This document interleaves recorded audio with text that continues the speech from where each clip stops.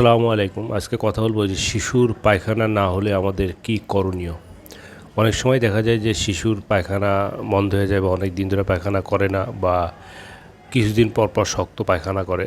তা এইগুলা সমস্যা হলে আমরা বাসায় ঘরোয়া চিকিৎসা করতে পারি। যদি অনেক দিন ধরে এরকম পায়খানা না করে তাহলে বাচ্চাকে আমরা যে কাজগুলো করব যে যেমন পানি বেশি করে খাওয়াবো, কারণ মলটাকে নরম করতে পানি সহায়তা করে।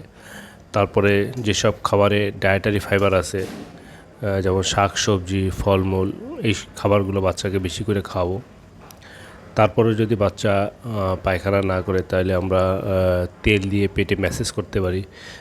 ঘড়ির কাঁটা যেরকম ঘুরে সেরকমভাবে যেমন ম্যাসেজটা হবে এদিক থেকে আস্তে আস্তে বাম দিকে চলে যাবে, ডান দিক থেকে আস্তে আস্তে ম্যাসেজ করতে করতে আমরা বাম দিকে চলে যাব। তো এই করলে অনেক সময় পায়খানা হয়।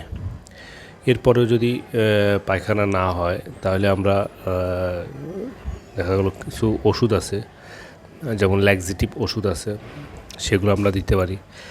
বাচ্চার যদি হঠাৎ করে এরকম হয়, আগে হয়তো ছিল না, এটা রিসেন্টলি হয়েছে, তাইলে সেক্ষেত্রে আমরা সাবস্টিটিউট ব্যবহার করতে পারি।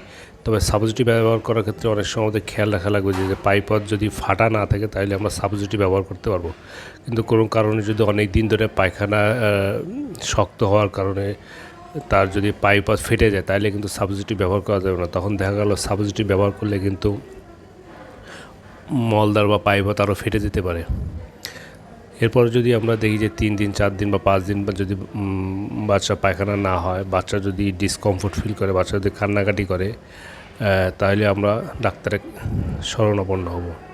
আবার কিছু কিছু ক্ষেত্রে দেখা গেল যে শক্ত মল মানে পায়খানা হচ্ছে বা 4-5 দিন ধরে পায়খানা হয় না, সাথে পেট ফুলে যাচ্ছে এবং হলুদ বা সবুজ রঙের বমি হচ্ছে। তবে এইগুলো হলো ডেঞ্জার সাইন যে পায়খানা না হওয়ার সাথে পেট ফুলে যাওয়া এবং হলুদ বা সবুজ রঙের বমি হয়। যদি এরকম হয় তাহলে অবশ্যই দ্রুত আমরা চিকিৎসকের শরণাপন্ন হব, তাহলে আর দেরি করা যাবে না।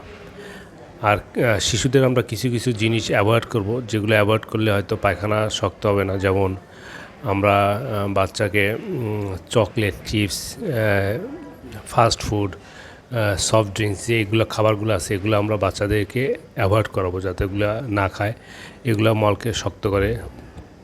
তারপর রেড মিট যেগুলো আছে এগুলো যতটুকু কম পারি বাচ্চাকে খাওয়াবো, কারণ এখানে কোনো ডায়েটারি ফাইবার নেই, এটা মলকে আরও শক্ত করে। বাচ্চাকে আমরা অ্যাক্টিভিটিসের মধ্যে রাখবো। বাচ্চা যদি খেলাধুলা বেশি করে, ফিজিক্যাল অ্যাক্টিভিটিস বেশি করে, তাহলে দেখা যায় যে বাচ্চা যে কষার সমস্যা কিন্তু অনেকাংশে কমে যায়। ধন্যবাদ সহায় থাকার জন্য। খোদা হাফেজ।